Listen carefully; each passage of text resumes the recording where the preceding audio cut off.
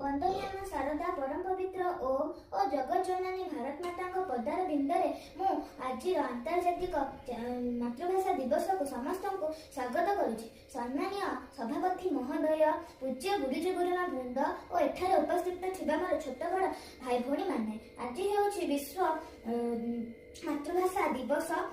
ଏହି ପବିତ୍ର ଦିନରେ ମୋତେ ଏଠାରେ କିଛି କହିବାକୁ ସୁଯୋଗ ମିଳିଥିବାରୁ ମୁଁ ନିଜକୁ ଧନ୍ୟ ମନେ କରୁଛି। ମୋର ବକ୍ତବ୍ୟରେ କିଛି ତ୍ରୁଟି ରହିଥିଲେ ମୋତେ କ୍ଷମା କରିବେ। କଥାରେ ଅଛି, ଜନନୀ ଜନ୍ମଭୂମିଶ୍ଚ ସ୍ୱର୍ଗଦପି କରିଅସି। ଶିଶୁଟି ଜନ୍ମ ହେବା ପରେ ତାର ପରିବାର, ପିତାମାତା ଓ ପରିବେଶ ଠାରୁ ସେ ଯେଉଁ ଭାଷାଟି ଶିଖିଥାଏ ତାହାକୁ ମାତୃଭାଷା କୁହାଯାଏ।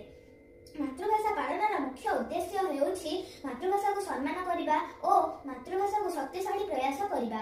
2000 ମସିହା ପରଠାରୁ ପ୍ରତିବର୍ଷ ଫେବୃଆରୀ ମାସ 21 ତାରିଖରେ ଆନ୍ତର୍ଜାତିକ ମାତୃଭାଷା ଦିବସ ପାଳନ କରାଯାଉଛି। ଆମେ ଯେପରି ଆମ ମାତା ପିତା ପରିବାରକୁ ସ୍ନେହ, ଆଦର, ଭକ୍ତି ଓ ଭଲ ପାଇବା କରିଥାଉ, ସେହିପରି ଆମେ ନିଜ ଜନ୍ମଭୂମି ମାତୃଭାଷାକୁ ସେହିପରି ଭଲ ପାଇବା ଉଚିତ।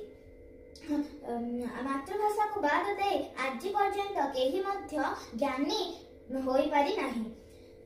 ତେଣୁ ସ୍ୱଭାବ କବି ଗଙ୍ଗାଧର ମେହେର କହିଛନ୍ତି, ମାତୃଭୂମି ମାତୃଭାଷାର ମମତା ଚାହୁତେ ଜନମି ନାହିଁ, ତାକୁ ଯଦି ଜ୍ଞାନୀ ଗୁଣୀରେ ଗଢ଼ିବା ଅଜ୍ଞାନ ରହିବେ କାହିଁ।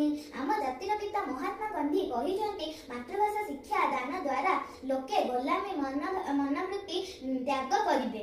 ଏକଦା ସ୍ୱଭାବ କବି ଗଙ୍ଗାଧର ମେହେର ନିଜ ସ୍ୱତନ୍ତ୍ର ଭାବରେ ବ୍ୟକ୍ତ କରି ସାରା ଓଡ଼ିଶାବାସୀଙ୍କ ମନରେ ଶିହରଣ ସୃଷ୍ଟି କରିଛନ୍ତି।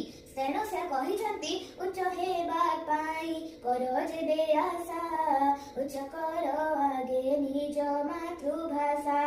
ଆମ ମାତୃଭାଷା ଓଡ଼ିଆ। ଆମେ ଏହି ମାତୃଭାଷା ଦିବସରେ ଶପଥ କରିବା ଯେ ଆମେ ଆମ ମାତୃଭାଷାକୁ ସମ୍ମାନ ଦେଇ ଆଗେଇ ନେଇ ବିଶ୍ୱ ଦରବାରରେ ଏକ ନମ୍ବର ସ୍ଥାନରେ ରଖିବା। ମୁଁ ଏତିକି କହି ମୋର ବକ୍ତବ୍ୟ ଶେଷ କରୁଛି। ଧନ୍ୟବାଦ।